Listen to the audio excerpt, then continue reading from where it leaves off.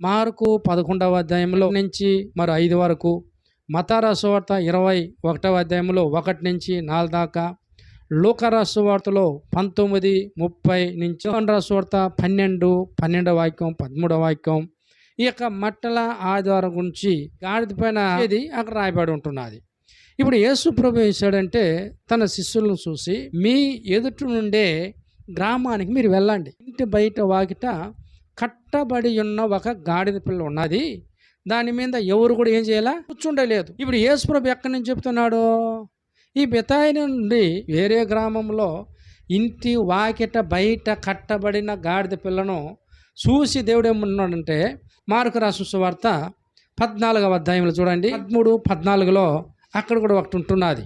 ప్రభు ఇక్కడ ఉండి అక్కడ ఉండేదే చెప్తున్నారు. మీరు పట్టణంలోనికి వెళ్ళండి, మీరు పట్టణంలోకి వెళ్ళండి, నీళ్లు కుండ